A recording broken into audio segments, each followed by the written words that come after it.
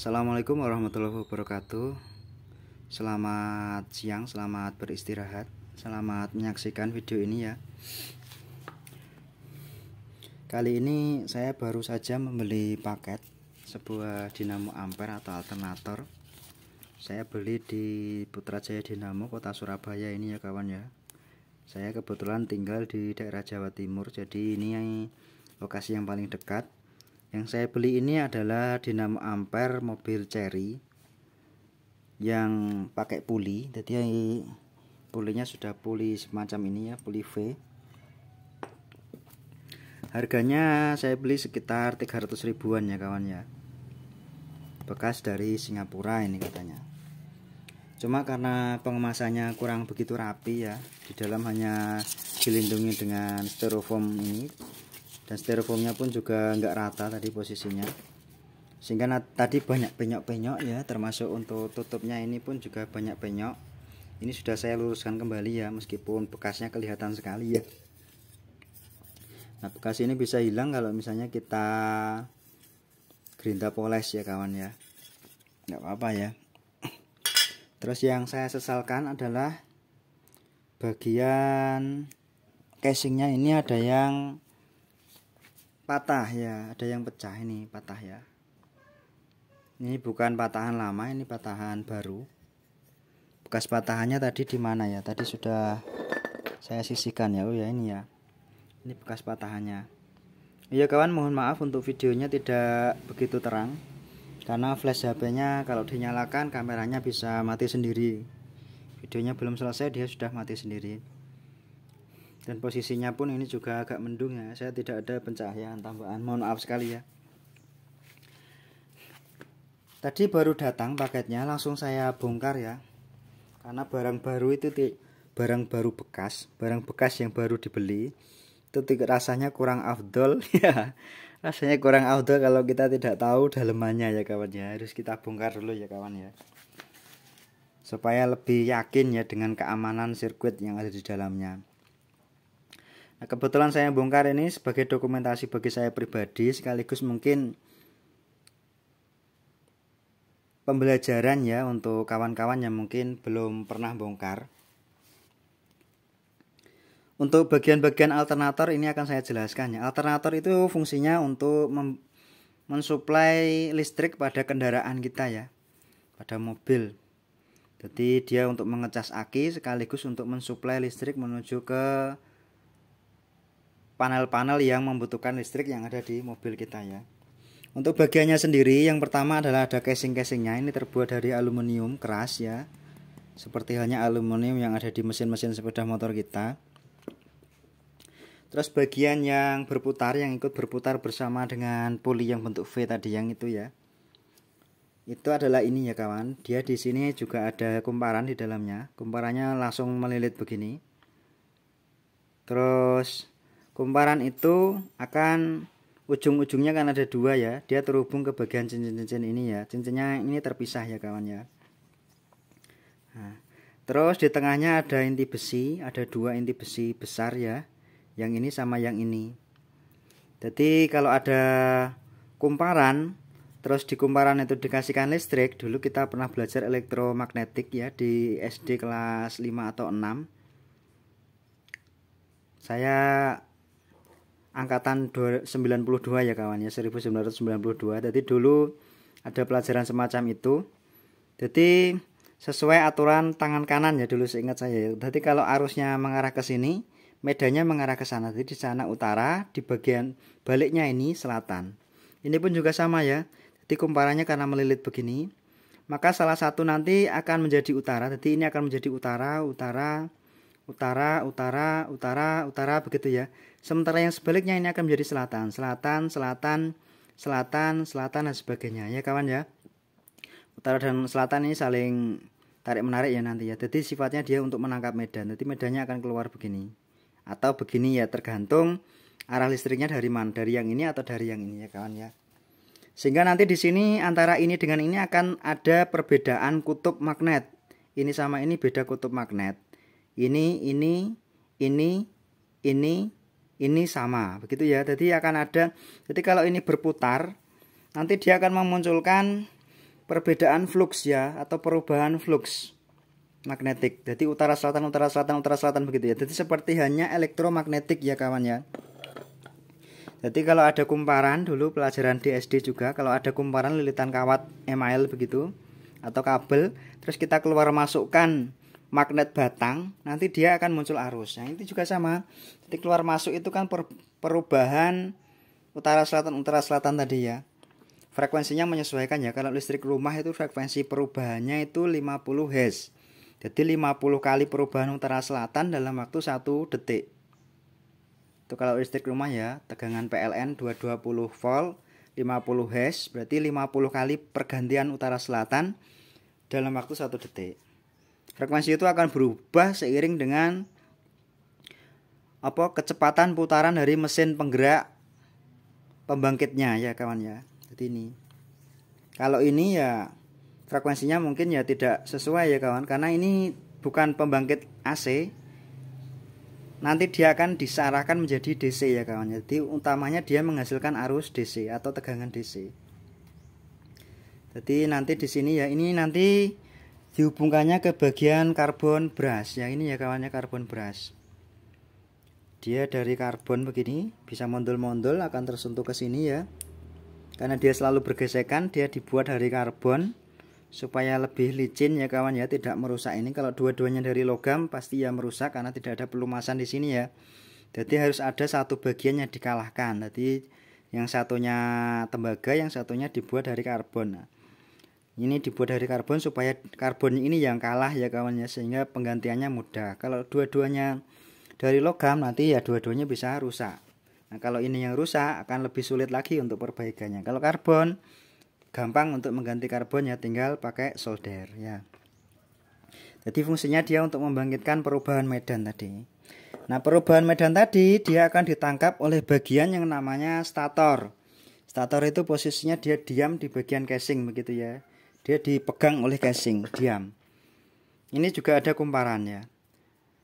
Jadi kalau ada kumparan terus tadi ada perubahan medan utara selatan di tengahnya ini, sehingga nanti dia akan memunculkan GGL induksi atau arus listrik ya, atau tegangan listrik. Kebetulan di sini ada 3 kumparan utama, 1, 2, 3. Terus salah satu dari ketiga kumparan tadi, salah satu ujung dari ketiga kumparan tadi dihubungkan satu. Ini menjadi bagian netral. Ini kurang lebih sama seperti rangkaian yang pernah saya gambarkan pada alternator kijang kapsul yang dulu ya. Jadi ada 3 kumparan. Tuh, 2, 3. Salah satu ujungnya dihubungkan jadi satu menjadi N atau netral. Sementara yang tiganya akan nanti terhubung ke bagian dioda penyearah. Begitu ya kawan ya. Jadi ini nanti akan terhubung ke bagian dioda penyearah. Bagian ini pun sebenarnya juga bisa dihubungkan ke dioda penyearah.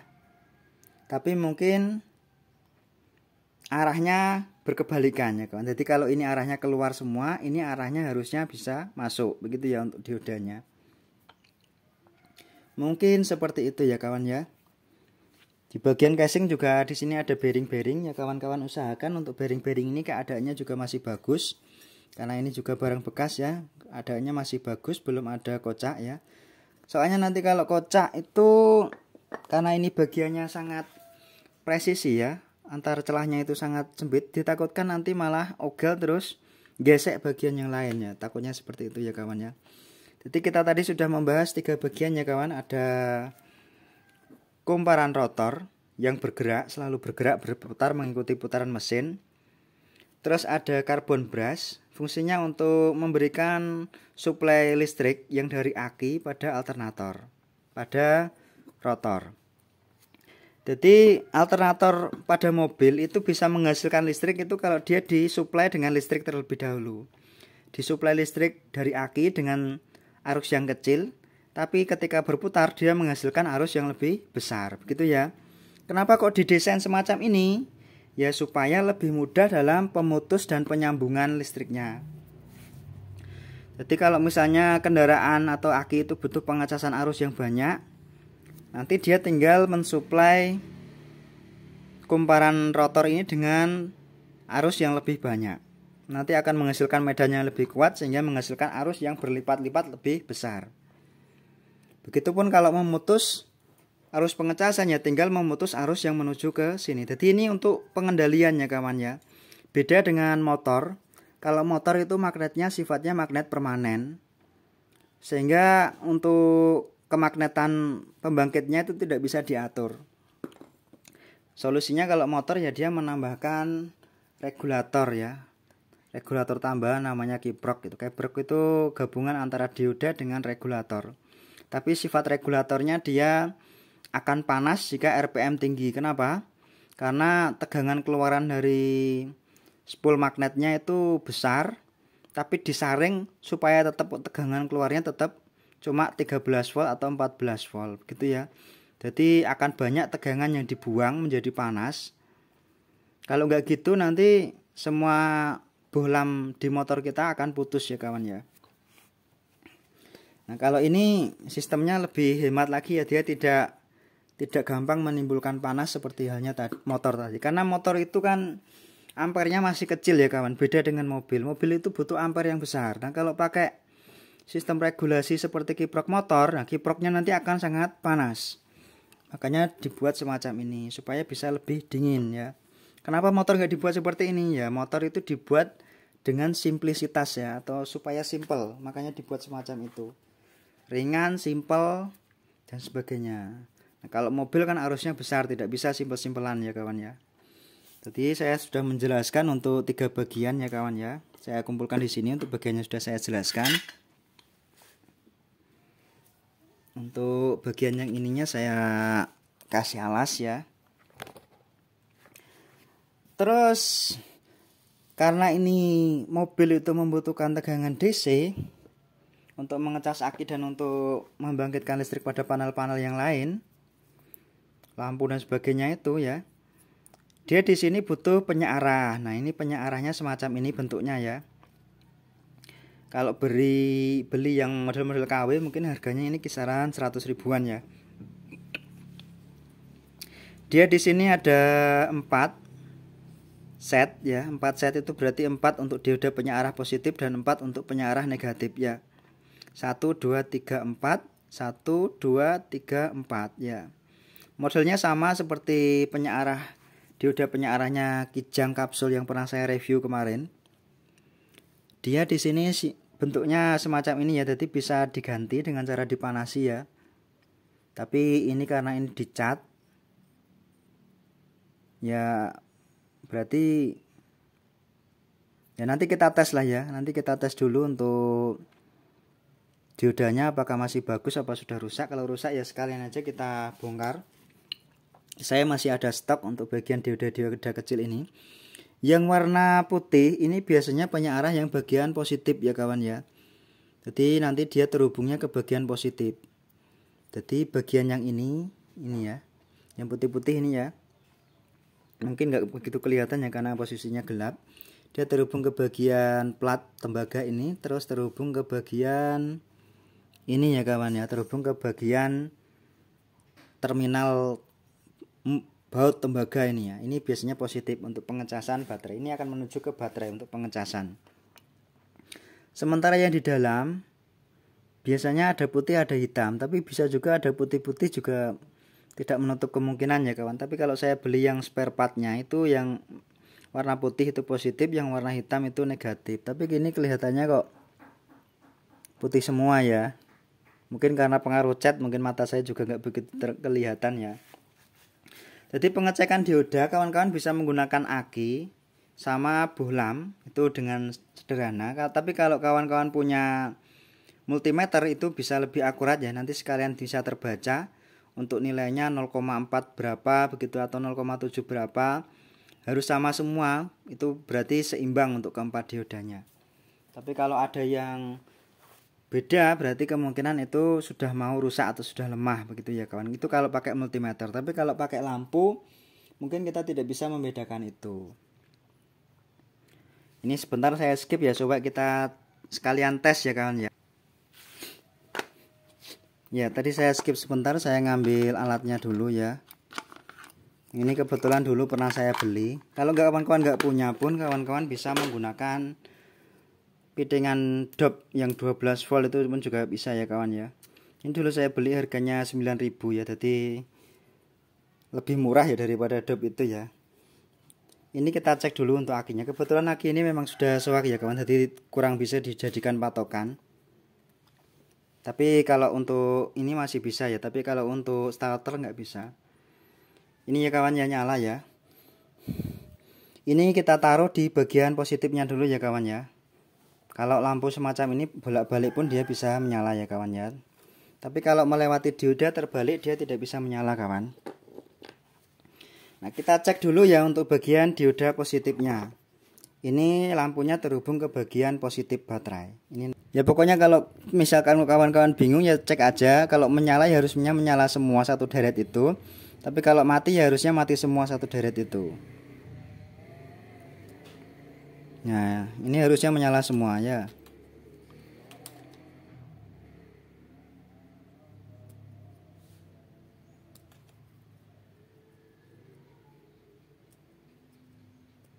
Ini memang catnya tebal ya kawan ya. Nah, ini ya menyala semua ya kawan ya. Tapi kalau dibalik harusnya dia tidak ada yang menyala. Ini kita hanya mengecat satu setnya saja ya, yang positif saja. Ini saya balik ya kawan posisinya. Harusnya dia tidak ada yang menyala. Tapi kalau sama-sama menyala berarti dia sudah short ya, jebol. Bolak-balik tetap menyala berarti jebol.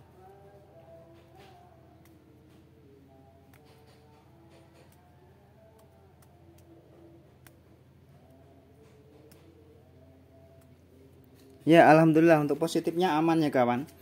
Nah sekarang untuk negatifnya, di sini negatifnya terhubung ke bagian ini ya kawan ya. Ini terhubung ke bagian bodi dari alternator. Kita tempelkan aja yang ini ke sini. Terus kita cek satu-satu. Ini harusnya menyala ya.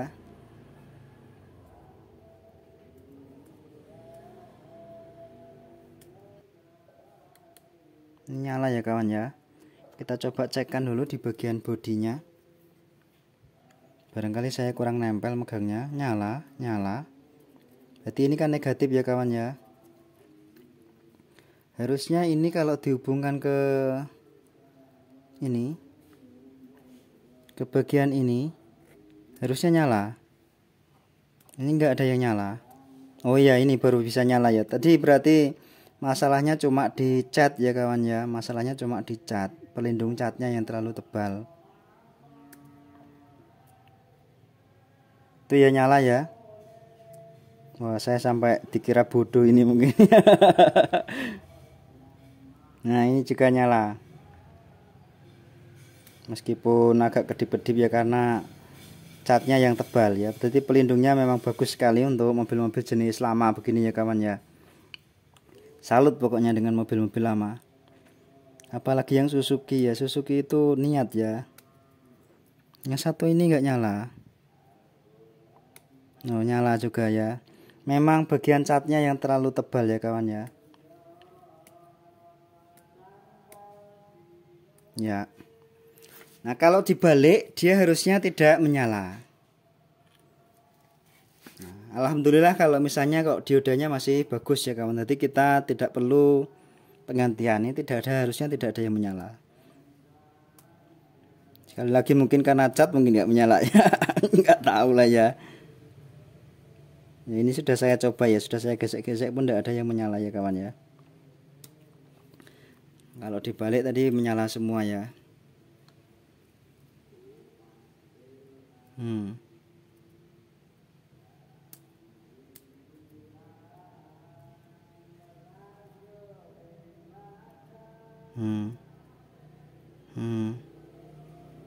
Ya kan? Jadi dipastikan untuk diodanya bisa kita anggap untuk normal ya kawan ya, bisa langsung kita pakai. Ya untuk videonya kita lanjutkan. Mohon maaf sebelumnya terputus karena kendala teknis di HP saya ya kawan. Jadi kalau dipakai merekam dia langsung nutup sendiri ya, mati. Oke kita lanjutkan. Tadi sudah sampai pada pengetesan untuk IC, pengetesan untuk dioda rectifiernya sudah dilakukan. Sekarang coba IC nya kita cek ya. Caranya kita harus tahu dulu untuk pin out nya. ini ground tersambung ke negatif. Pin yang sebelah sini dia adalah inputan sinyal dari pengecasan. Kalau sudah terjadi pengecasan atau ada tegangan masuk dari pengecasan masuk ke sini, nanti dia akan mengirimkan sinyal untuk memutus saklar. Jadi di dalamnya ada transistornya ya kawan. Jadi kalau ini kemasukan tegangan, dia akan saklar transistornya di dalam akan memutus tegangan yang menuju ke lampu CHG yang sisi atas ini ya. Pin atas ini CHG, sehingga lampu CHG akan padam. Nah, ketika ini belum ada input tegangan, lampu CHG akan terus menyala.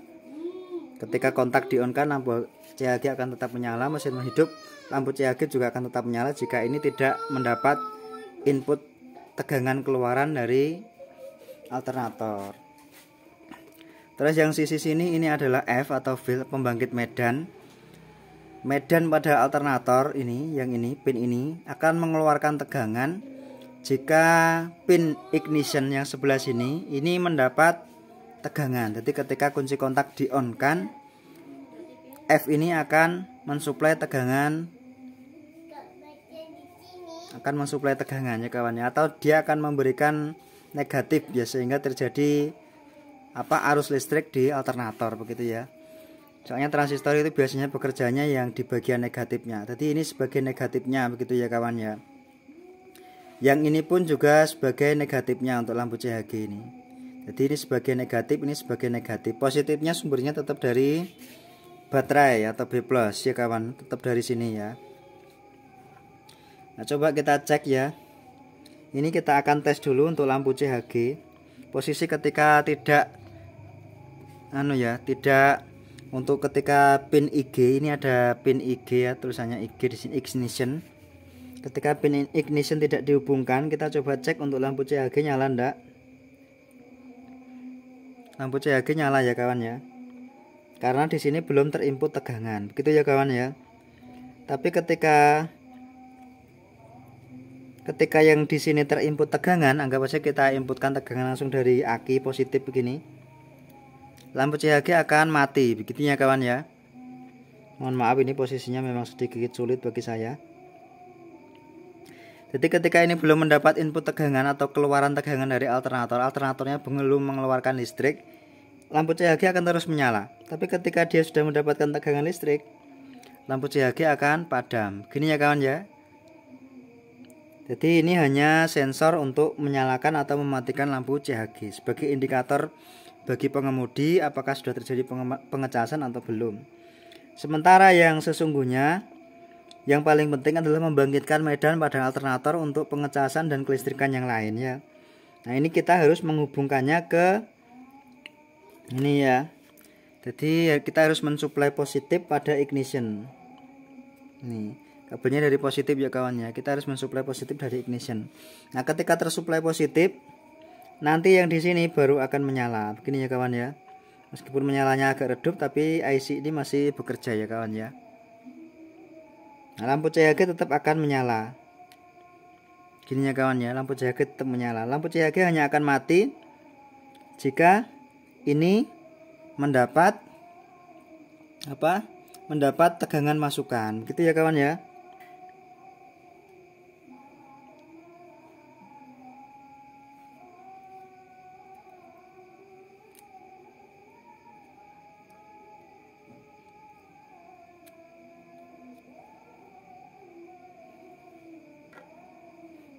Ya, IC ini masih bekerja normal ya kawan ya.